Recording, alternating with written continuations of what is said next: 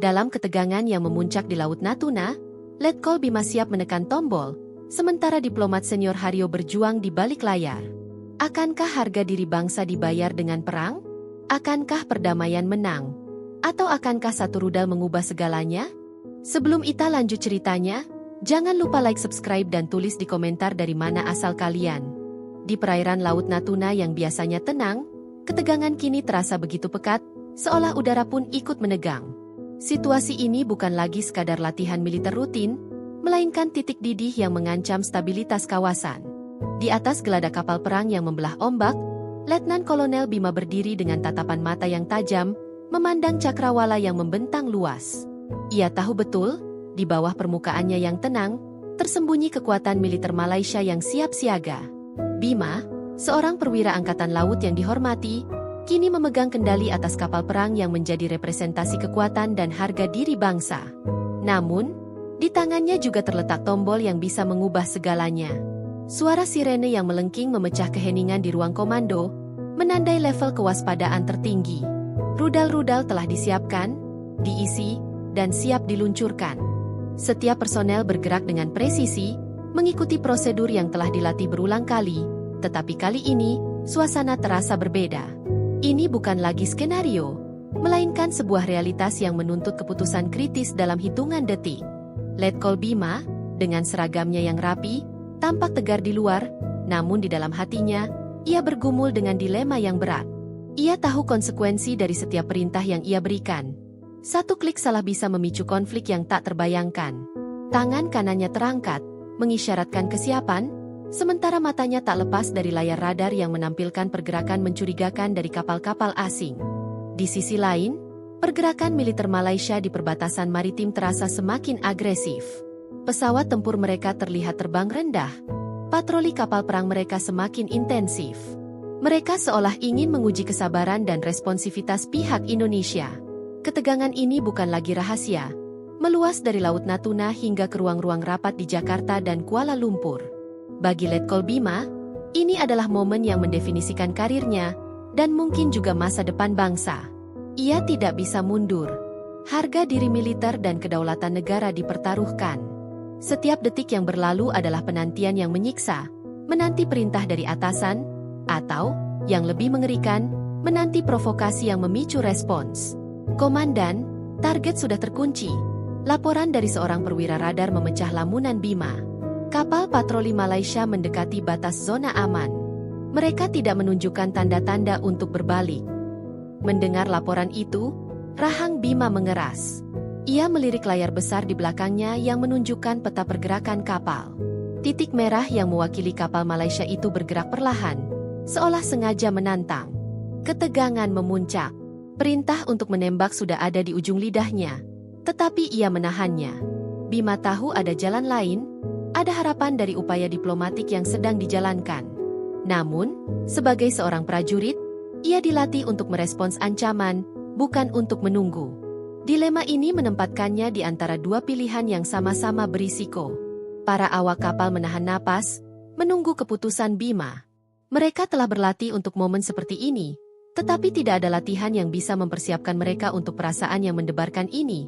Perasaan berada di ambang perang. Letkol Bima, dengan segala pengalamannya, tidak pernah menghadapi situasi yang sedemikian kritis. Di masa lalu, ia selalu bisa mengandalkan diplomasi untuk meredakan situasi. Namun kali ini, ia merasa bahwa diplomasi sedang berada di ujung tanduk. Kekuatan militer kedua negara, yang telah dipersiapkan selama bertahun-tahun, kini berhadapan langsung, dan tak ada satupun pihak yang ingin mundur terlebih dahulu.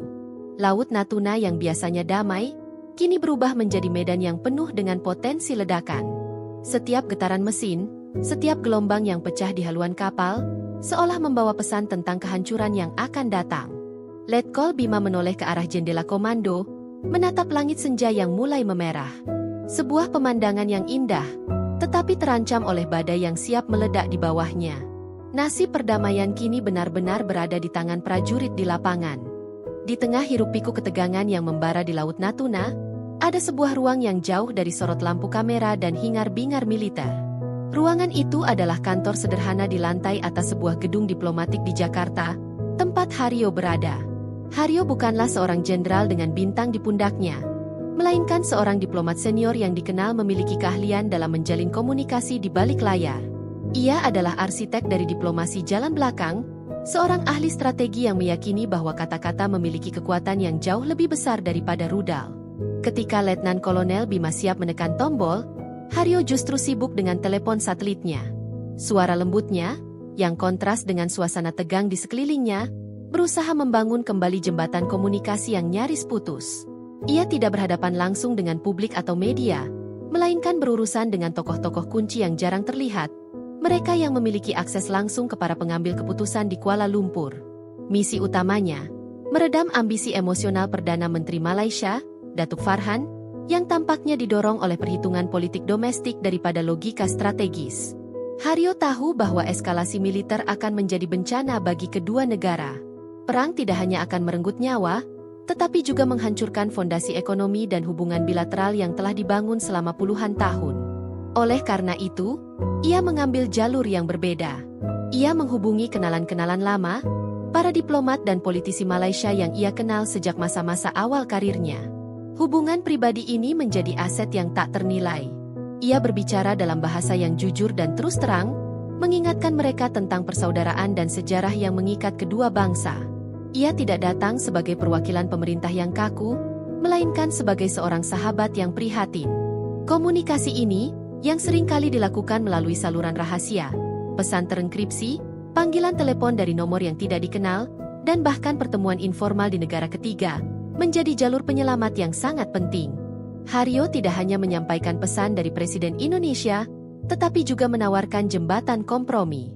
Ia menjelaskan secara rasional mengapa pendekatan konfrontatif Datuk Farhan akan merugikan semua pihak, termasuk dirinya sendiri. Ia menyoroti bagaimana gejolak politik di dalam negeri Malaysia, yang menjadi alasan utama di balik sikap agresif Farhan, bisa diredakan melalui solusi diplomatik. Namun, pekerjaan Haryo tidak mudah. Ia harus menghadapi dinding skeptisisme dan ketidakpercayaan. Setiap panggilan teleponnya bisa jadi jebakan, dan setiap pesan yang ia kirim bisa disalahartikan. Ia harus pandai membaca situasi, memahami motif di balik setiap pernyataan, dan menemukan celah untuk membuka dialog.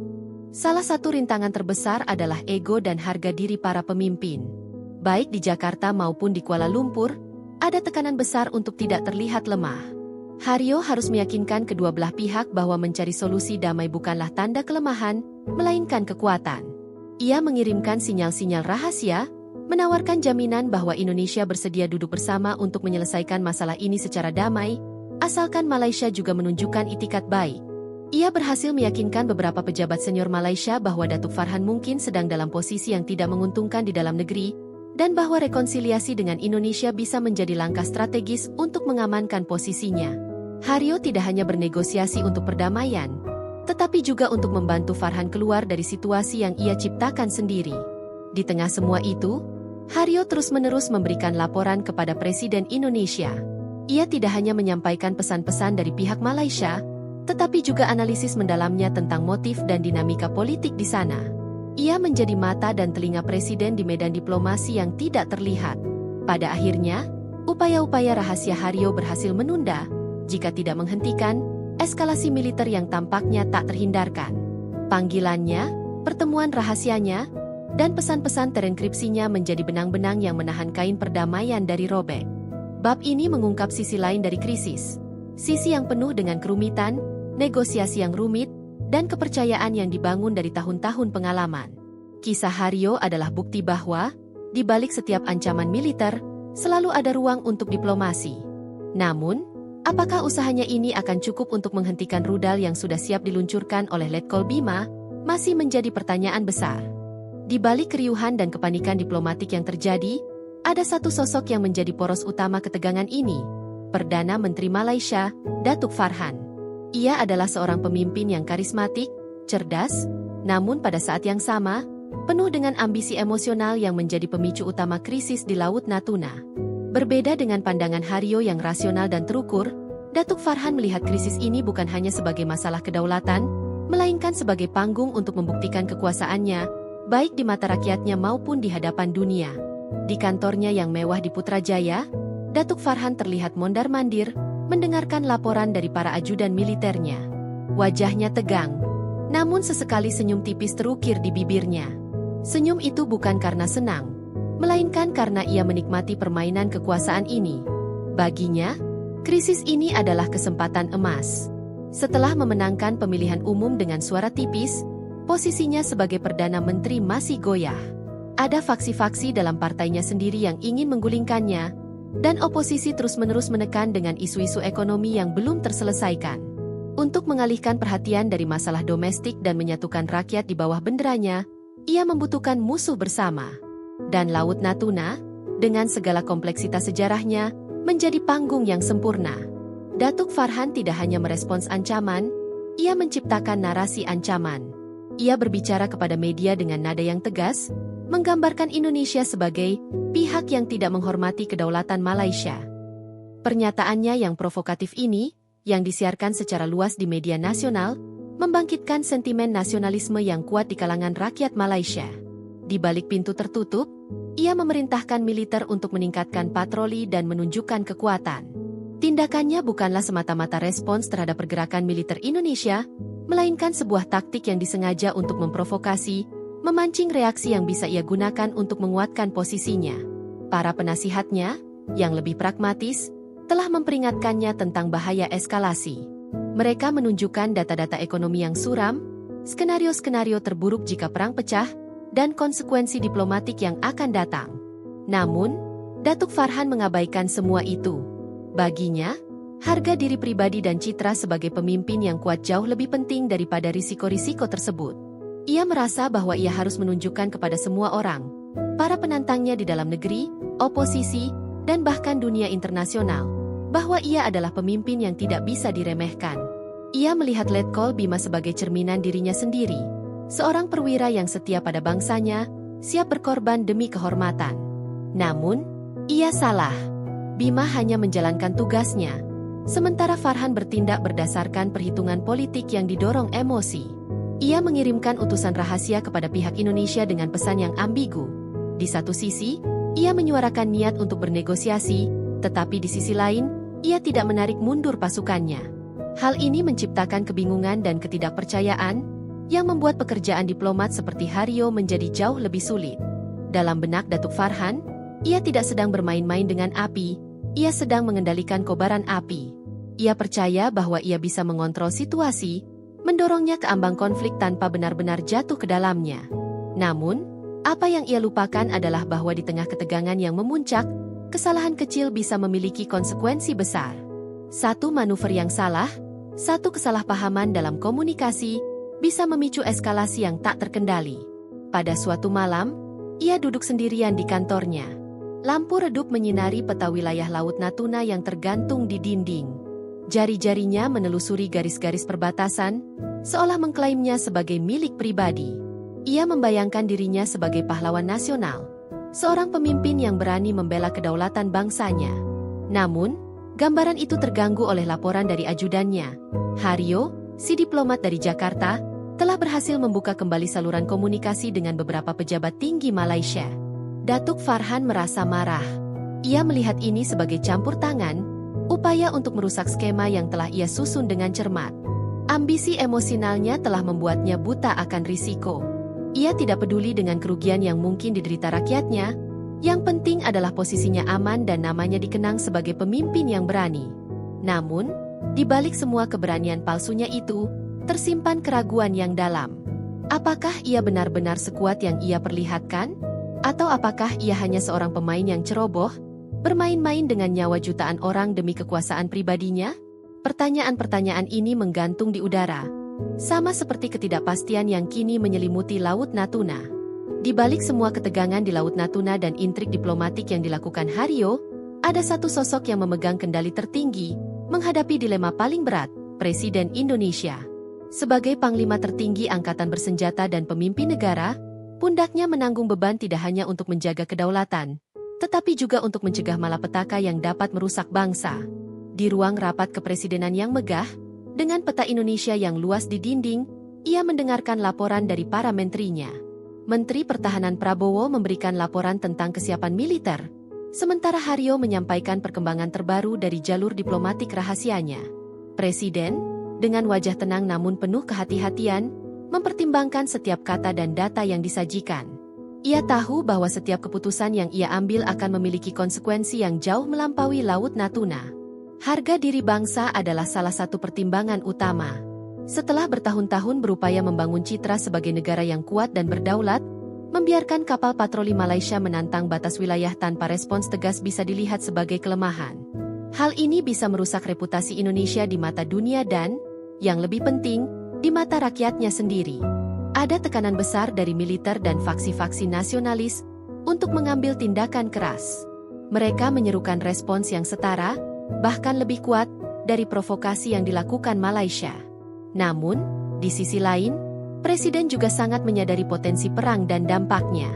Ia memiliki data yang jelas tentang kekuatan militer kedua negara, yang secara kasat mata terlihat seimbang, namun konflik langsung akan menguras sumber daya ekonomi yang sudah terbatas. Investasi asing akan lari, pariwisata akan runtuh, dan yang paling mengerikan, nyawa ribuan prajurit dan warga sipil akan menjadi taruhan.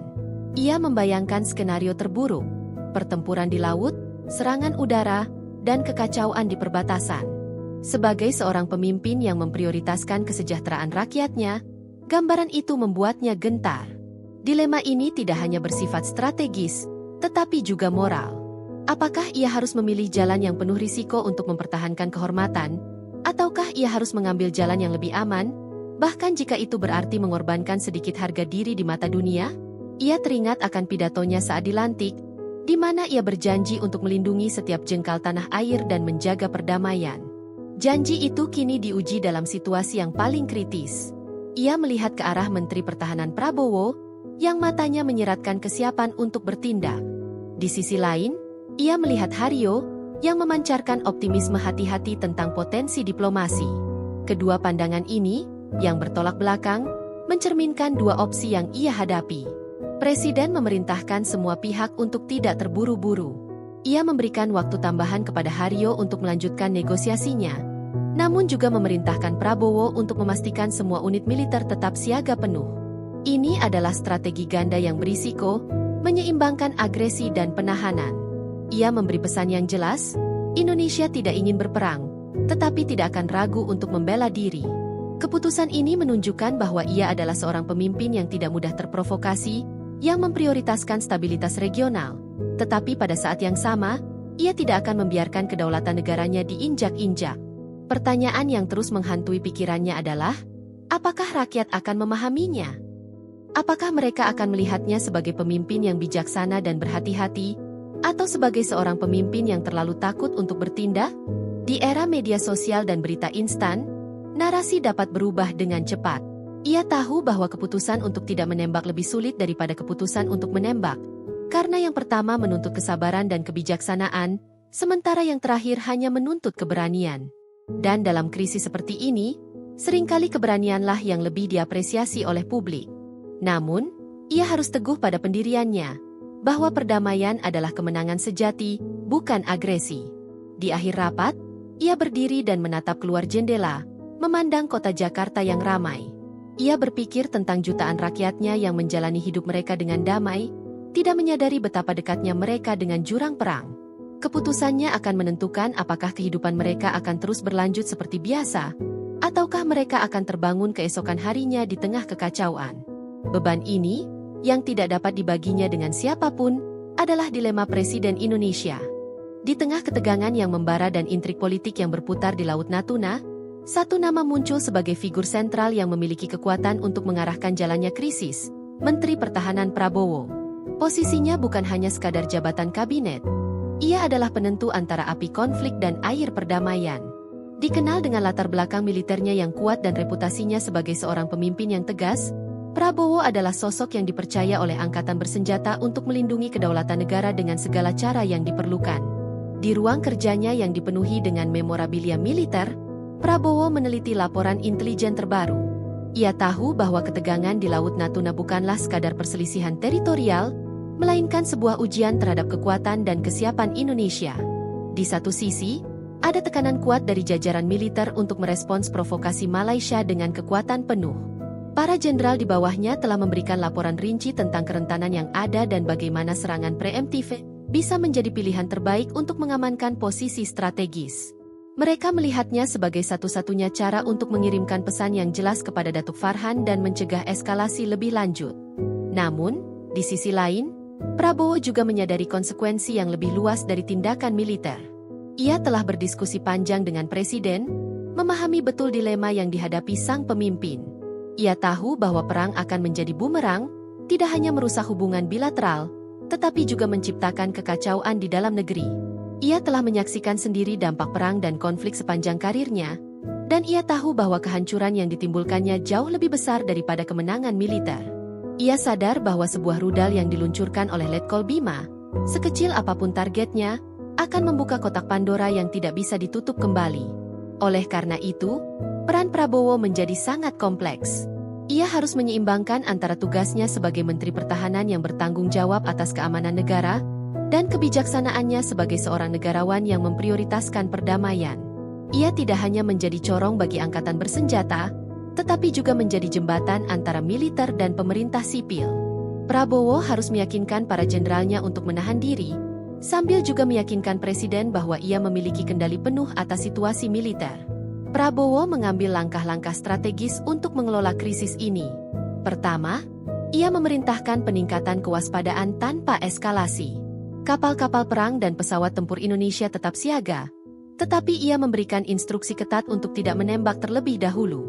Ia ingin memastikan bahwa provokasi dari pihak Malaysia tidak akan direspons secara emosional.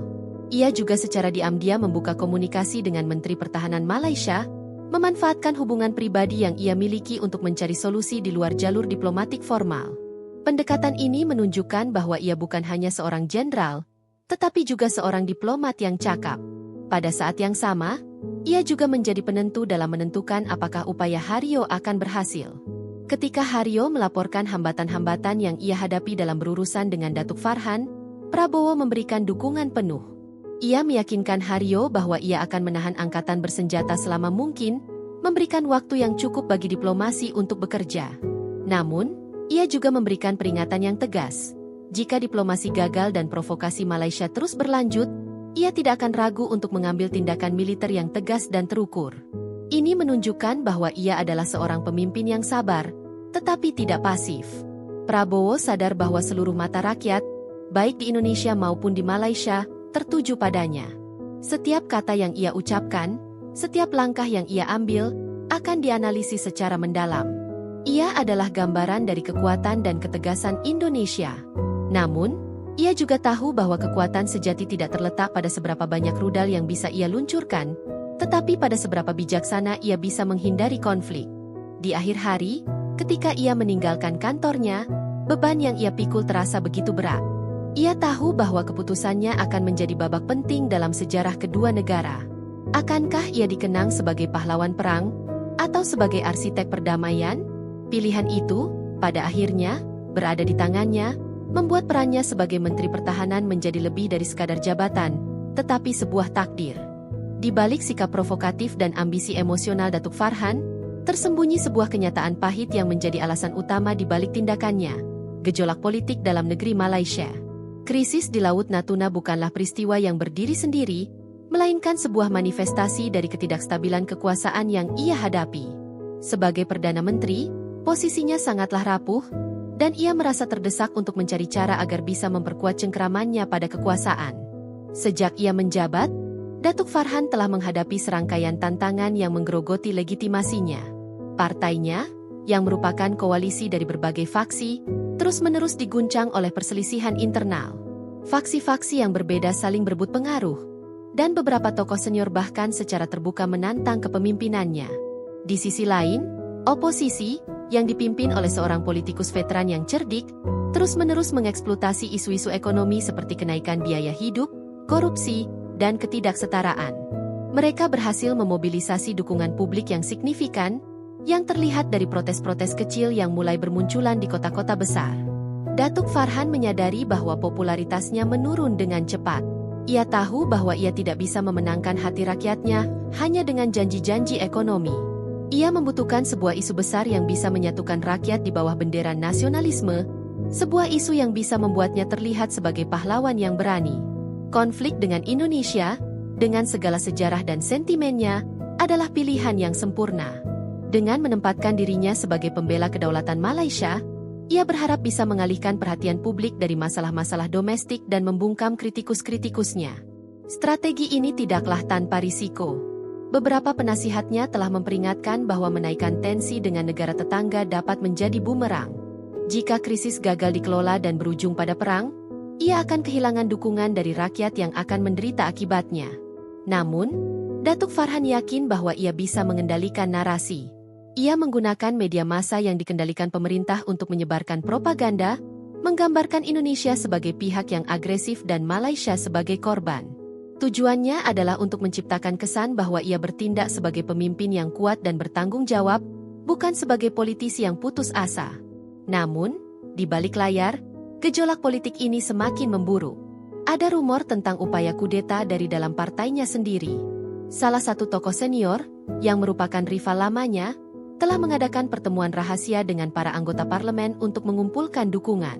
Ia bahkan telah berbicara dengan beberapa jenderal militer, menawarkan mereka janji-janji promosi jika mereka mendukungnya. Menyadari ancaman ini, Datuk Farhan menjadi semakin paranoid. Ia mulai meragukan loyalitas orang-orang di sekitarnya, dan menjadi lebih bergantung pada lingkaran kecil penasihat yang paling ia percaya. Tekanan ini membuat keputusannya menjadi tidak stabil dan seringkali didorong oleh emosi, bukan oleh logika. Ia bisa tiba-tiba setuju untuk bernegosiasi, lalu tiba-tiba menolak tawaran damai. Sifatnya yang tidak terduga ini menjadi hambatan besar bagi upaya diplomatik Haryo. Ketika Haryo mencoba untuk berkomunikasi dengan pejabat-pejabat Malaysia, mereka seringkali merasa bingung tentang apa sebenarnya tujuan Datuk Farhan. Apakah ia benar-benar ingin berdamai? Ataukah ia hanya bermain-main dengan mereka? Pada akhirnya, krisis di Laut Natuna bukan hanya tentang kedaulatan, tetapi tentang hidup atau mati politik bagi Datuk Farhan. Ia mempertaruhkan masa depan negaranya demi mempertahankan kekuasaannya sendiri. Namun, seperti yang sering terjadi dalam politik, permainan yang ia mainkan bisa dengan mudah berbalik melawannya. Jika krisis ini meledak, bukan hanya Indonesia dan Malaysia yang akan rugi, tetapi ia juga akan kehilangan segalanya. Pertanyaan yang tersisa adalah, apakah ia akan menyadari hal ini sebelum terlambat? Di tengah pergerakan militer yang menegangkan dan manuver politik yang rumit, upaya Haryo mulai menunjukkan hasilnya. Setelah berhari-hari melakukan negosiasi rahasia dan komunikasi yang terenkripsi, sebuah terobosan kecil tercapai. Pemerintah Malaysia, melalui saluran informal yang sama, mengirimkan sinyal bahwa mereka bersedia untuk bernegosiasi. Sebuah proposal rekonsiliasi yang samar-samar mulai beredar, menawarkan kemungkinan penurunan tensi di Laut Natuna dan dimulainya kembali dialog resmi. Namun, di Jakarta, di ruang rapat yang sama tempat Presiden Indonesia mendengarkan laporan, ketulusan dari rekonsiliasi ini dipertanyakan. Bagi Haryo, ini adalah momen kemenangan. Ia melihatnya sebagai bukti bahwa diplomasi jalan belakang telah berhasil. Ia berargumen bahwa sinyal ini, meskipun samar, adalah kesempatan emas untuk mencegah konflik. Ia menyarankan agar Indonesia menanggapi tawaran ini dengan cepat dan positif, menunjukkan kepada dunia bahwa Indonesia adalah pihak yang damai dan rasional. Namun, Menteri Pertahanan Prabowo dan para jenderal militer memiliki pandangan yang berbeda. Mereka melihatnya sebagai taktik penundaan dari pihak Malaysia. Mereka berpendapat bahwa Datuk Farhan, yang posisinya sedang goyah di dalam negeri, sedang mencoba membeli waktu. Mereka meragukan niatnya, khawatir bahwa ia hanya menggunakan negosiasi sebagai tameng untuk menutupi niatnya yang sebenarnya. Keraguan ini beralasan. Meskipun ada sinyal rekonsiliasi, tidak ada perubahan nyata di Laut Natuna. Kapal-kapal patroli Malaysia masih berada di perairan yang disengketakan, dan postur militer mereka tetap agresif. Sikap Datuk Farhan di hadapan media juga tidak berubah. Ia masih berbicara dengan nada yang provokatif, mengklaim kedaulatan atas wilayah tersebut. Kontradiksi antara pesan yang dikirimkan secara rahasia dan tindakan yang terlihat di publik membuat semua pihak di Jakarta merasa bingung. Apakah ini adalah bagian dari strategi bermain-main dengan api yang dilakukan oleh Datuk Farhan? Atau apakah ia benar-benar tulus dan hanya berhadapan dengan tekanan politik dari dalam negerinya sendiri? Presiden Indonesia, yang menghadapi dilema yang semakin rumit, memerintahkan timnya untuk menganalisis setiap kemungkinan. Ia meminta Haryo untuk mencoba mendapatkan kejelasan lebih lanjut tentang tawaran tersebut, dan pada saat yang sama, ia meminta Prabowo untuk tetap siaga penuh. Keputusan ini menunjukkan bahwa ia tidak ingin mengambil risiko apapun. Ia tidak akan membiarkan ketidaktahuan menjadi penyebab bencana. Ia tahu bahwa satu langkah yang salah dapat membuat Indonesia terlihat lemah, dan ia tidak akan membiarkan hal itu terjadi. Pihak Indonesia juga mulai menyadari bahwa krisis ini bukan hanya tentang klaim teritorial, melainkan tentang perang narasi. Siapa yang terlihat sebagai pihak yang rasional dan siapa yang terlihat sebagai pihak yang agresif? Jika Indonesia merespons tawaran rekonsiliasi Malaysia dengan curiga, Malaysia bisa saja menggunakan itu untuk mengklaim bahwa Indonesia lah yang tidak mau berdamai. Di sisi lain, jika Indonesia menerima tawaran itu tanpa verifikasi, mereka bisa saja jatuh ke dalam jebakan. Dalam laporan rahasianya, Haryo mencoba menjelaskan kepada Presiden bahwa ketidakstabilan politik di Malaysia memang membuat Datuk Farhan bertindak tidak konsisten. Ia berpendapat bahwa tawaran rekonsiliasi ini mungkin adalah hasil dari tekanan dari faksi-faksi yang lebih moderat dalam koalisi Farhan. Ia menyarankan agar Indonesia memberikan ruang bagi kelompok-kelompok ini untuk berbicara dan menggunakan mereka sebagai jembatan untuk mencapai kesepakatan damai. Namun, Prabowo tetap waspada. Ia menunjuk pada fakta bahwa militer Malaysia belum ditarik mundur, dan bahwa ancaman terhadap kedaulatan Indonesia masih ada. Pada akhirnya, bab ini mengungkap sisi paling rumit dari krisis ini, kurangnya kepercayaan. Ketidakpercayaan yang telah ada sejak lama antara kedua negara, diperparah oleh sikap tidak konsisten Datuk Farhan, membuat setiap upaya untuk mencapai perdamaian menjadi sangat sulit. Pertanyaan tentang ketulusan ini akan terus menggantung di udara, sama seperti ancaman rudal yang masih siap diluncurkan. Dan keputusan apakah akan percaya atau tidak akan menentukan nasib perdamaian. Di tengah hiruk-pikuk diplomasi dan intrik politik, realitas di lapangan tetaplah sebuah gambaran yang dingin dan tegas. Di Laut Natuna, dan di pangkalan-pangkalan militer di seluruh Indonesia dan Malaysia, kekuatan militer kedua negara tetap siaga penuh. Ini adalah sebuah adegan yang penuh ketegangan, di mana setiap gerak-gerik diawasi, setiap suara diperhitungkan, dan setiap keputusan dapat memicu bencana. Bab ini berfokus pada gambaran langsung dari kesiapsiagaan ini, menunjukkan bagaimana ketegangan di level tertinggi tercermin dalam postur militer di lapangan. Di sisi Indonesia, Letnan Kolonel Bima tidak sendirian. Kapal perang yang ia komandiu adalah bagian dari armada besar yang telah dikerahkan ke perairan yang disengketakan. Kapal-kapal patroli berlayar dalam formasi yang teratur, jet tempur terlihat berulang kali lepas landas dari landasan pacu terdekat, dan pasukan khusus laut dalam posisi siap. Setiap personel, dari prajurit paling muda hingga perwira paling senior, memahami betul beratnya situasi. Mereka bekerja tanpa lelah, memeriksa persenjataan, memantau radar, dan menjalankan latihan-latihan simulasi. Atmosfernya sangat profesional, tetapi di bawah permukaan, ada ketegangan yang nyata. Mereka adalah prajurit yang dilatih untuk perang, dan mereka berada di ambang perang. Prabowo, dari markasnya, terus-menerus menerima laporan rinci tentang kesiapan pasukannya. Ia tahu bahwa kekuatan militer Indonesia berada di puncaknya. Rudal-rudal yang disiapkan Letkol Bima adalah bagian dari sistem pertahanan yang canggih. Kapal selam nuklir senyap yang berpatroli di kedalaman Laut Natuna, tidak terlihat oleh radar musuh, berfungsi sebagai kekuatan pencegah yang menakutkan. Ia memastikan bahwa semua pasukan memiliki rantai komando yang jelas, dan bahwa tidak ada yang akan bertindak tanpa perintah langsung darinya atau dari presiden. Langkah ini adalah bagian dari strategi untuk mencegah kesalahan yang tidak disengaja yang bisa memicu konflik. Di sisi lain, militer Malaysia juga berada dalam posisi yang sama. Mereka telah mengerahkan kapal perang terbesar mereka, mengirimkan jet tempur untuk terbang rendah di dekat perbatasan, dan bahkan mengaktifkan sistem pertahanan rudal di beberapa titik strategis. Bagi mereka, ini juga merupakan masalah harga diri dan kedaulatan. Mereka merasa bahwa mereka harus menunjukkan kepada Indonesia dan kepada rakyat mereka sendiri bahwa mereka tidak takut untuk mempertahankan apa yang mereka yakini sebagai milik mereka.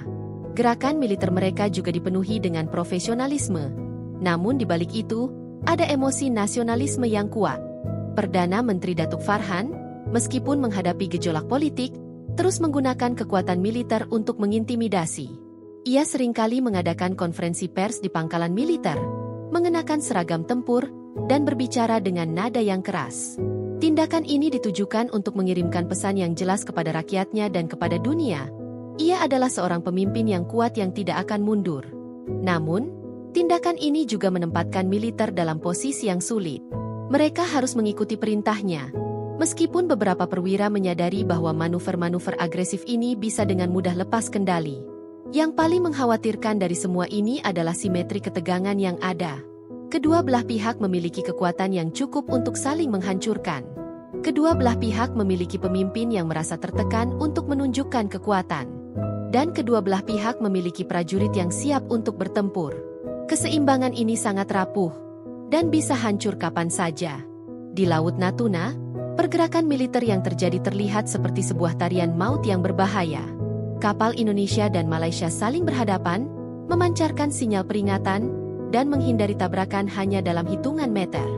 Jet tempur Malaysia terbang di atas kapal-kapal Indonesia, sementara jet-jet Indonesia melakukan hal yang sama di atas kapal-kapal Malaysia.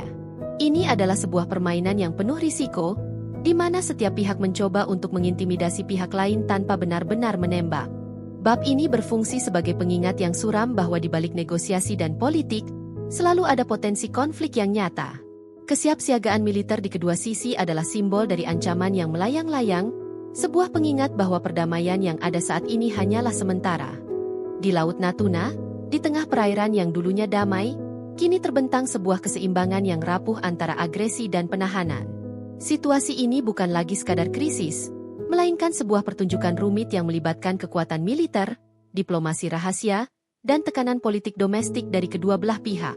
Bab ini adalah analisis mendalam tentang dinamika yang kompleks ini, sebuah cerminan dari bagaimana satu tindakan kecil bisa memicu efek domino yang tak terbayangkan. Bayangkan situasi ini seperti dua petinju di atas ring. Mereka saling berhadapan, tangan mereka siap untuk menyerang. Namun, mereka tidak menyerang. Mereka hanya saling menatap, menunggu momen yang tepat. Setiap gerakan kecil, sebuah kedutan di tangan, sebuah perubahan dalam ekspresi wajah, diawasi dengan cermat. Itulah yang terjadi di Laut Natuna. Kapal-kapal perang Indonesia dan Malaysia, yang dilengkapi dengan persenjataan canggih, berpatroli dalam jarak yang sangat dekat satu sama lain. Pilot-pilot jet tempur dari kedua negara melakukan manuver yang berisiko di atas perairan yang disengketakan. Namun, mereka semua telah diperintahkan untuk menahan diri. Mereka tidak akan menembak terlebih dahulu. Mereka hanya akan merespons. Dan disinilah letak kerapuhan dari keseimbangan ini. Satu kesalahan perhitungan, satu kesalahpahaman dalam komunikasi, atau bahkan satu tindakan yang tidak disengaja bisa menghancurkan keseimbangan ini. Misalnya, sebuah kapal patroli bisa saja secara tidak sengaja memasuki wilayah yang diklaim oleh pihak lain, memicu respons yang tidak terduga. Atau, sebuah jet tempur bisa saja melakukan manuver yang terlalu dekat, memicu ketakutan dan respons yang berlebihan dari pihak lawan.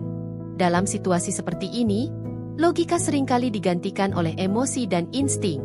Seorang kapten kapal, di bawah tekanan yang luar biasa, mungkin mengambil keputusan yang salah.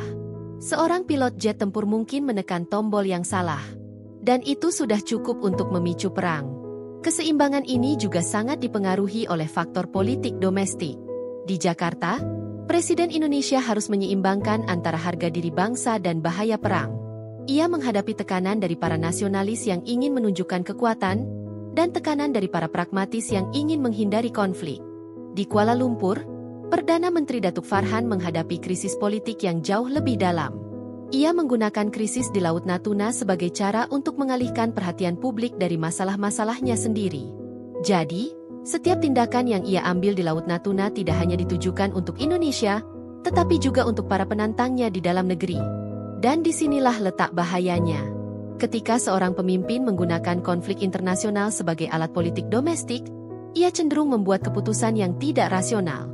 Di balik layar, Haryo dan para diplomat lain sedang berjuang untuk menjaga keseimbangan ini. Mereka mencoba untuk membangun jembatan komunikasi, untuk meredakan ketegangan, dan untuk mencari solusi damai. Namun, pekerjaan mereka menjadi sangat sulit karena ketidakpastian yang ada. Mereka tidak pernah tahu apakah pesan-pesan yang mereka kirimkan akan direspons dengan baik, atau apakah tindakan yang mereka ambil akan disalahpahami. Mereka berjalan di atas kawat yang sangat tipis. Dengan satu kesalahan kecil bisa membuat semuanya runtuh. Jadi, pada akhirnya, situasi di Laut Natuna adalah sebuah tontonan yang penuh ketegangan. Ini adalah sebuah cerminan dari bagaimana konflik di dunia modern tidak hanya tentang kekuatan militer, tetapi juga tentang politik, diplomasi, dan, yang paling penting, tentang harga diri dan emosi. Keseimbangan ini mungkin tidak akan bertahan lama.